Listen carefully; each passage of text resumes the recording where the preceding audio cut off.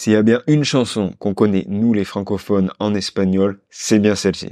Dala tu cuerpo alegría Macarena, que tu cuerpo pa' dar la alegría y cosas buenas. Dala tu cuerpo alegría Macarena, Macarena.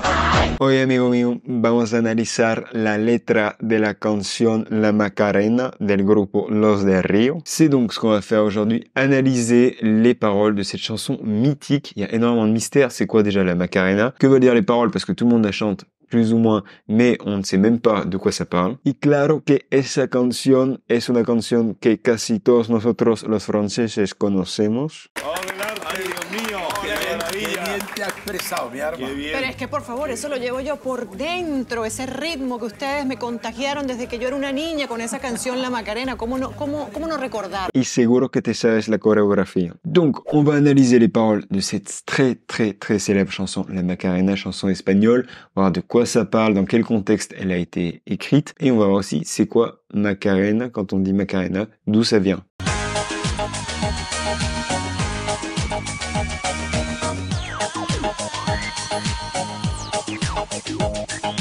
Vas a ver que la historia de esta canción es una locura, considerada como una de las canciones españolas más emblemáticas de los años 90. Alcanzó el número 1 de las listas de canciones de países como Estados Unidos, Alemania, Italia, Países Bajos y Francia. Cette chanson des années 90 a donc atteint le numéro 1, la première position dans énormément de classements dans les années 90 de tout simplement la chanson la plus écoutée.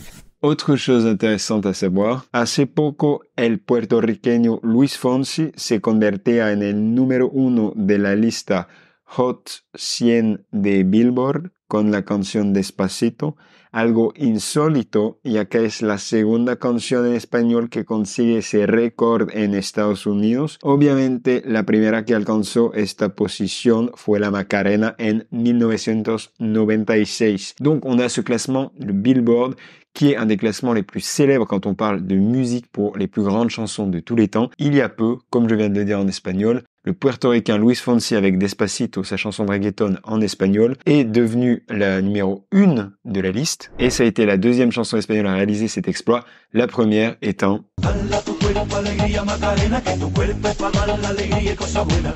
Dala tu cuerpo alegría Macarena, Macarena. La Macarena. Antes de empezar, tienes que saber que esta canción tiene dos versiones. Donc, une première version de ce fameux groupe Los del Río, qui est entièrement en espagnol. Y otra versión, la versión remix de los Backstreet Boys, qui est un grupo estadounidense. Et il y a donc une deuxième version qui est une sorte de remix. Et ils ont repris la chanson qui a été faite par les Bayside Boys, donc un groupe américain. ¿Cuál es la diferencia entre estas dos versiones? En la segunda versión el estribillo está en español, pero los versos están en inglés. Dans les deux versions, à chaque fois, on a un refrain en espagnol, ça ne bouge pas. Par contre, dans le remix, les couplets sont en anglais. Now don't you worry about my boyfriend, the boy whose name is Vitorino. I don't want him, couldn't stand him, he was no good, so Y por esa razón, hoy vamos a analizar la primera versión, ya que nos interesa entender la letra en espagnol. On va donc analyser la première version pour la voir entièrement en espagnol. C'est ce qui nous intéresse. Primero, vamos a ver por qué tiene este nombre la canción. On va déjà voir pourquoi la chanson a ce nom. La Macarena. Macarena, d'où ça vient? Qu'est-ce que c'est? Macarena, la Macarena, en fait, à la base, c'est un prénom féminin espagnol d'origine andalouse. Ha debido de haber un error. La novata va en otra celda. Aquí estamos completas. Macarena Ferreiro está asignada a esta celda. Vamos, Ferreiro. Deja tus cosas en esta balda y haz la cama. Quieta, novata. Haz lo que te he dicho, Ferreiro. No lo hagas. Hazlo. No. ¡Hazlo, Ferreiro! Donc c'est un nom d'origine andalouse, Macarena, qui vient notamment d'un quartier, du nom d'un quartier de Séville, qui s'appelle tout simplement le quartier de la Macarena. Cuando llega la Semana Santa hay un ambiente cofrade muy bueno, macareno sobre todo. Venta la Macarena, venta mi barrio. Ok, on sait d'où vient ce nom Macarena, qui est donc un prénom à la base. Et maintenant, on va se dire, mais pourquoi ils ont utilisé ce nom? Voici peut-être l'explication. Dans ce groupe Los del Río, il y a deux membres, et un des deux membres s'appelle Antonio Romero. et il a fait quelque chose de particulier. Fue Antonio Romero quien decidió usar este nombre porque era el de su hija.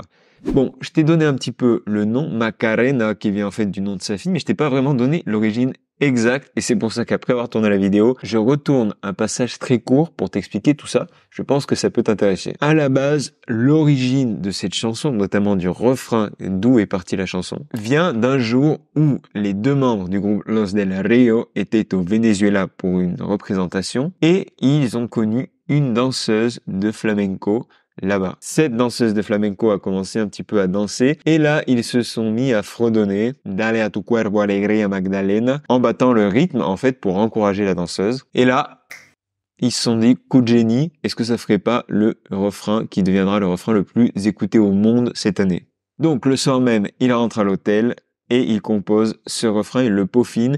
Quelques semaines plus tard, les paroles sont terminées et il décide au final de changer Magdalena, comme on l'a dit, pour Macarena, en référence au nom de la fille d'un des deux membres du groupe. Mais aussi, je cite parce que Las Magdalenas suenan a desayuno. Las Magdalenas suenan a desayuno. Apparemment, selon le créateur de la chanson, les Madeleines, Magdalena, Madeleine, ça sonne un peu, ça fait un peu petit déjeuner, quoi. Voilà, à présent, tu sais réellement toute l'histoire.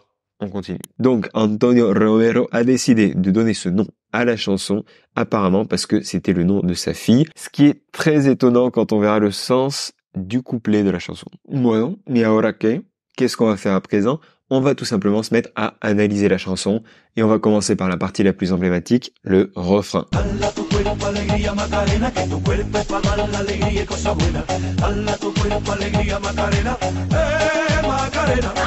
Refrain qui se dit en espagnol el estribillo, el estribillo. Et à présent, on va l'analyser phrase par phrase. Dale a tu cuerpo alegría. Dale a tu cuerpo alegría. Donne de la joie à ton corps. Donc ici, on a un impératif. Dale, donne. Dale, dame, danos, donne-moi, donne-lui, donne-nous. Et on a dale a tu cuerpo, donne à ton corps. Et alegría, c'est de la joie. La alegría, la joie. Donc, donne de la joie à ton corps. Dale a tu cuerpo alegría. Deuxième phrase, que tu cuerpo es para darle alegría y cosa buena. Que ton corps est pour donner de la joie et des choses bonnes, des bonnes choses. Ici, donc, on a que tu cuerpo es, que ton corps est. Para darle, ici, on a une abréviation. On coupe le ra de para et ça va devenir para darle. Ça peut marcher, du coup, avec plein de choses différentes. Si je dis pour acheter, au lieu de dire para comprar, je pourrais dire pa comprar. Et on retrouve notre darle alegría y cosa buena et des bonnes choses. Et voilà.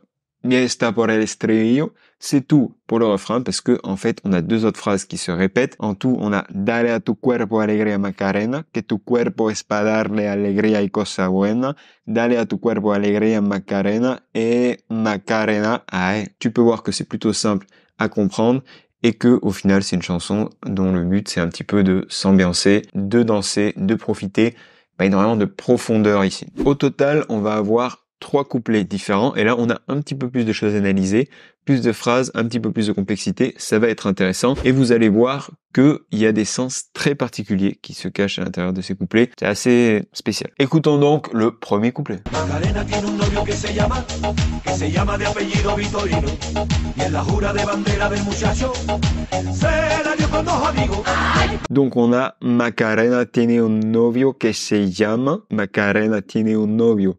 Elle a un petit copain, que se llama, qui s'appelle, pas de grande difficulté, que se llama de apellido Vitorino. De apellido, en fait, c'est son nom de famille, donc qui s'appelle Vitorino. Vitorino, ça sonne un peu plus italien. Petit rappel ici, ne pas confondre el apellido, qui est le nom de famille, et el nombre, qui est le prénom. Et là, ça se complique parce qu'on a la phrase y en la jura de bandera del muchacho. La jura de bandera, según la Real Academia Española, es el acto solemne en que cada individuo de las unidades o de los reemplazos militares jura obediencia y fidelidad en el servicio de la patria. En gros, c'est l'acte de prêter serment. La jura de bandera, c'est un serment d'allégeance à la nation que font notamment les militaires. Donc, quand on dit en la jura de bandera del muchacho, ça va être pendant le serment d'allégeance du garçon, si on devait traduire ça. El muchacho, c'est voilà, un garçon, c'est comme ça qu'on appelle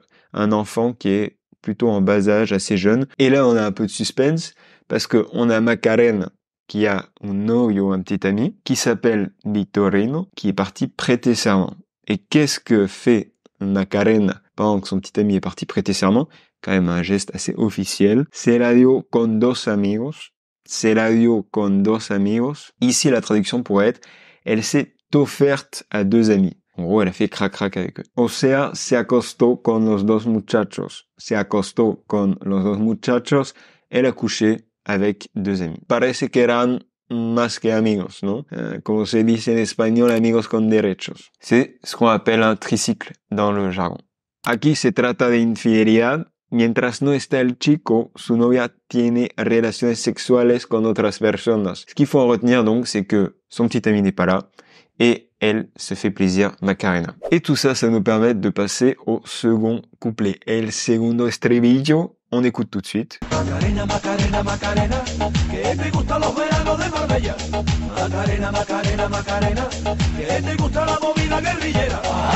On a Macarena, Macarena, Macarena. Ici, on va se passer de la traduction. Que te gustan los veranos de Marbella? Que te gustan los veranos de Marbella? Qu'est-ce que tu aimes les étés à Marbella? Marbella, ciudad de la Costa del Sol, ubicada en el sur de España, en Andalucía, a orillas del mar Mediterráneo.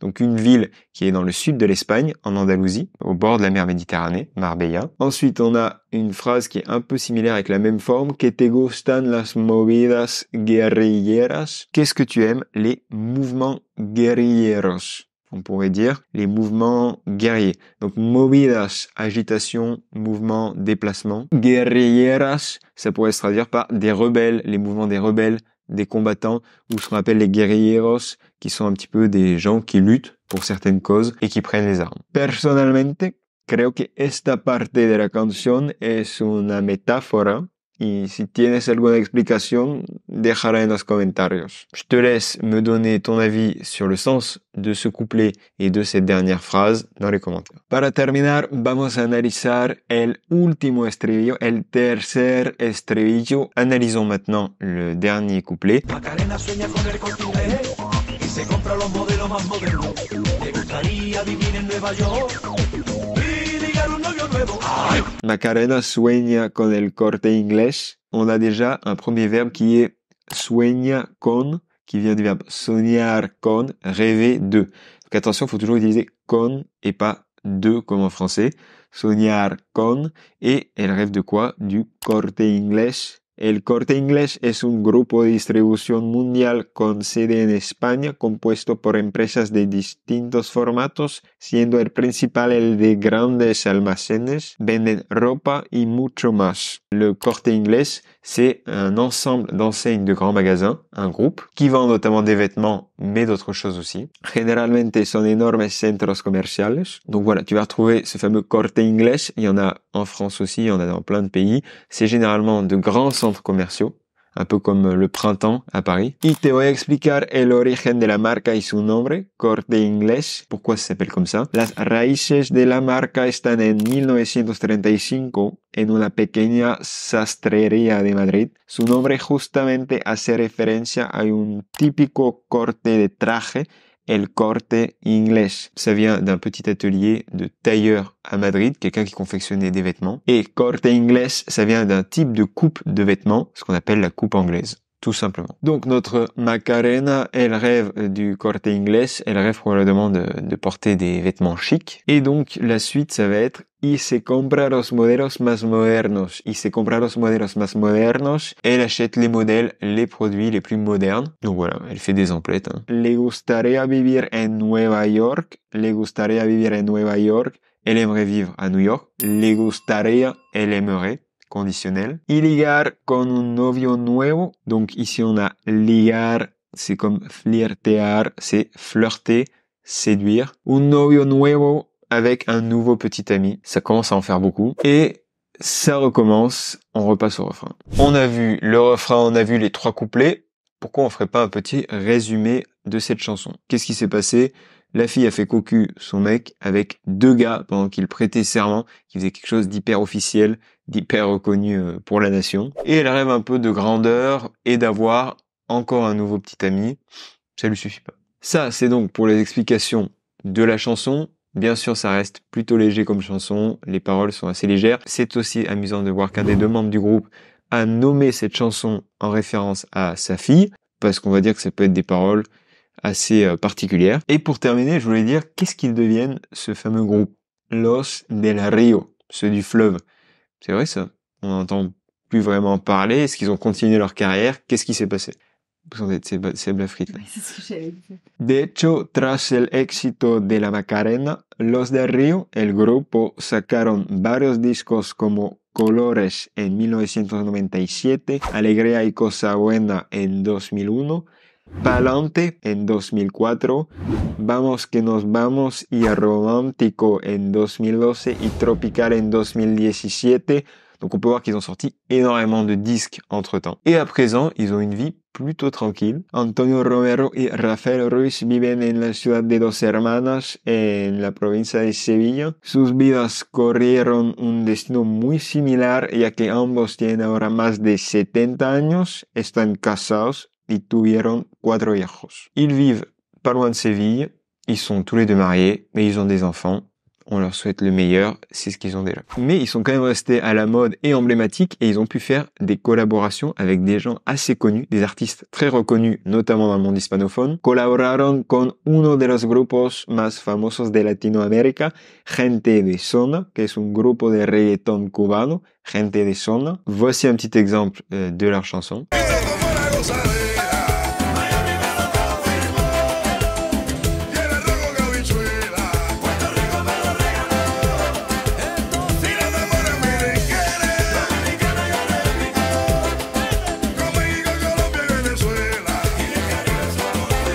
Et ils ont fait donc avec Gente de Zona y Los del Río une autre adaptation de la chanson La Macarena, parce qu'on n'en avait pas assez entendu.